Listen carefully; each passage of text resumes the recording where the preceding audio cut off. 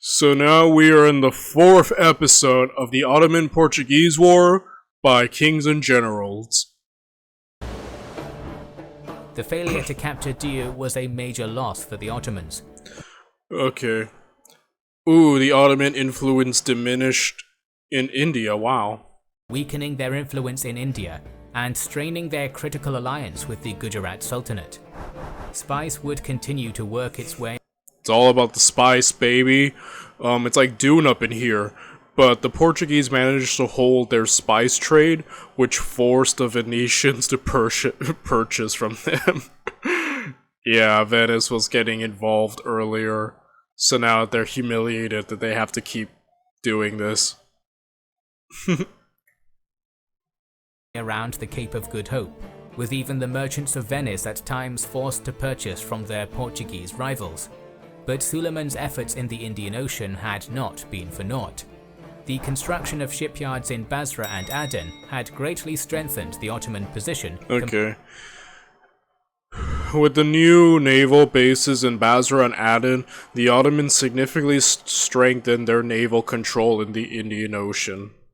Compared to the feeble Mamluks, while Ibrahim Pasha and Selman Reis's improved fleet had forced the Portuguese to end their long Red Sea blockade.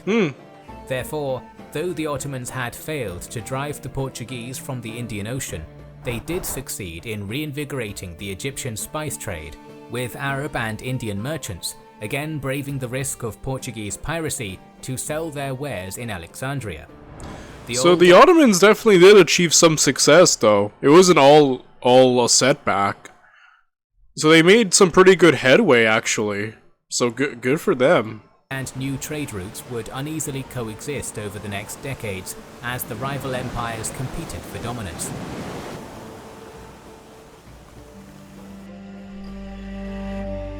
Thought to be the birthplace of the human species and the center of one of antiquity's great empires, the history of Ethiopia is long and storied. When the exploring Portuguese first made landfall in the diminished kingdom of Ethiopia, or Abyssinia, during their early forays into the Indian Ocean, it seemed to them an exotic hermit kingdom hidden from the world and from the passage of time. To them, this was a devoutly Christian kingdom, ruled by the Crusade-era legend of Prester John, surrounded by coastal Muslim states and pastoral tribes. The Prester John myth held powerful sway over Europe for a century or more, with official papal envoys even being sent to find and coordinate with the elusive emperor. There were, of course, many differences in reality. For one, Ethiopia was anything but a hermit kingdom. Under the Empire of Aksum, which Christianized only shortly after Rome in 330 AD, Ethiopians traded and clashed with Rome and Persia as a near equal, even dominating the southern areas of Arabia for long stretches of time. Though Indian Ocean trade had become a largely Islamic enterprise during the conversion of the coastal regions, with Muslim traders and dynasties establishing themselves as far south as Zanzibar by riding the reliable monsoon winds, Ethiopia remained closely connected to the wider Indian Ocean. Though rival sultanates rose and fell among the Somalis, none were able to create a single state to unify the coastal regions, leaving them to generally accept Ethiopian suzerainty.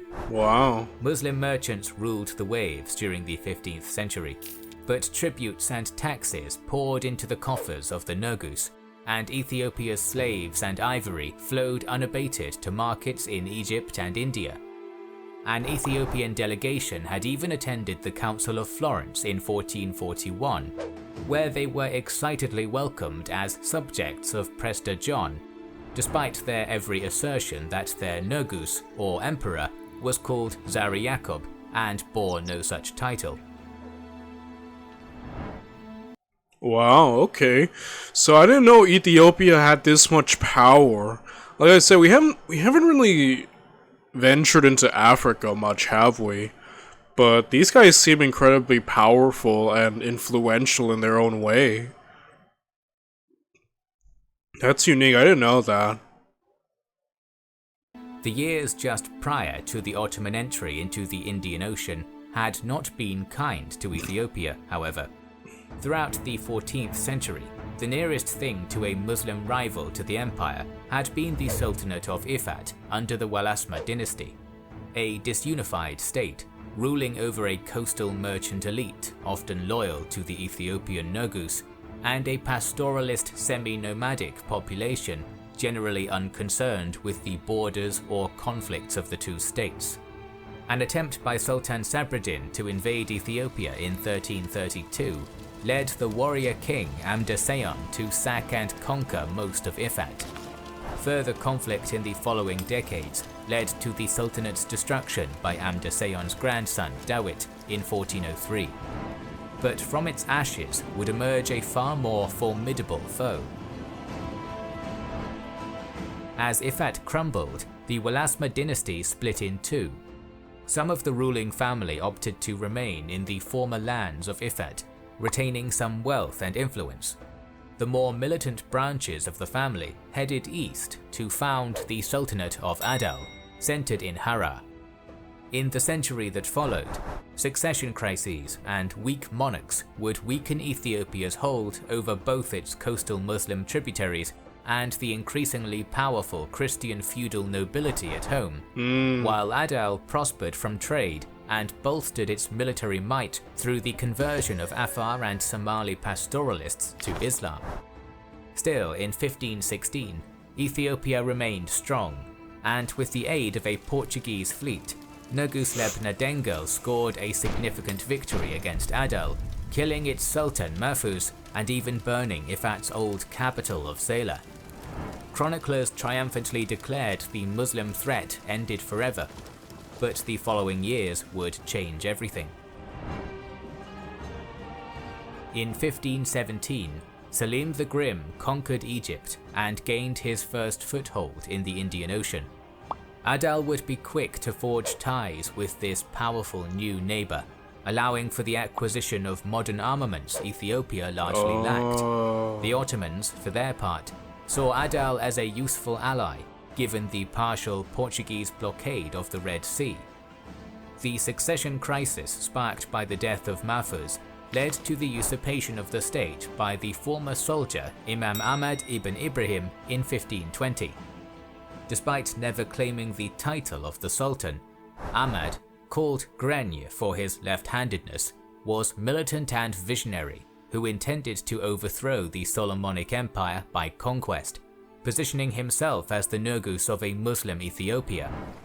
In 1529, he launched his first forays into the Ethiopian highlands, challenging Lebna-Dengel and sparking a war that would outlive them both.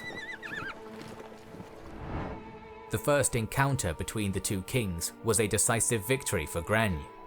Bolstered by Ottoman manufactured. Yeah, so that seems to be the biggest advantage. That was a great move that they made in forging an alliance with the Ottomans right off the bat and gaining the the technological advantage, right? So overall, great move. And now, with that, it seems like they could easily turn the tides. Like I said, we've never covered any... I'm trying to think in this channel's history. We have never covered anything from Africa, have we? The most we've gotten into the African continent was like with Carthage. And obviously, you know, Egypt and stuff, but that's like really high, like bordering to the Middle East and whatnot. Like this is much deeper, further than we've ever gone into Africa. And this is also new to me, but it's cool to see these like power disputes even here of all places. We're gonna cover more African history. I feel like it's an untapped market that we have not looked into in this channel. We need to rev that up in the future. But yeah, it seems like, at least with this new technological edge, if all goes well, then I'm assuming with the overthrow of Christendom here and the rise of Islam, this would pose a great threat towards the Portuguese, right? Firearms, and possibly even a contingent of Ottoman troops, Gren inflicted heavy casualties on the larger Ethiopian army before driving it from the swampy field in the Battle of Simbrakure. Such a dramatic victory, a mere 50 kilometers east of today's Addis Ababa, threw the empire into disarray, and after a brief period of consolidation, Gren pushed northwards, easily overthrowing Ethiopian power in the largely Muslim regions of Shewa and Amhara. He granted long-suppressed local elites the authority they had lost under Ethiopian rule, effectively integrating new territory as fast as his armies could conquer it. Further confrontations would solidify Adal's advantage over the crumbling Ethiopian army. General Wasan Sagat, tasked with guarding the eastern and southern provinces in the wake of Lebna-Dengel's withdrawal, was killed in battle at Mount Busat in 1531, while other Ethiopian armies broke and scattered before the shock and awe created by the unfamiliar cannons. The technological edge, man. Like, cannons, artillery, insane.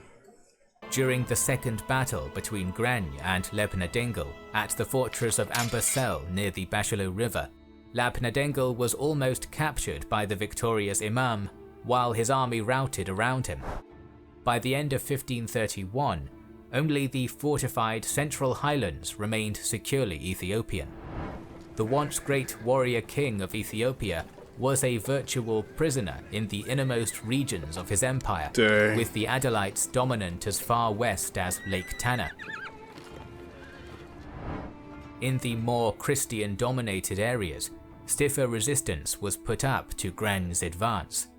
Axum represented a major prize for Gren, being the seat of the first great Ethiopian empire, a legacy Gren wished to invoke in a close echo to the Ottomans' own claims of successorship to the Roman Empire.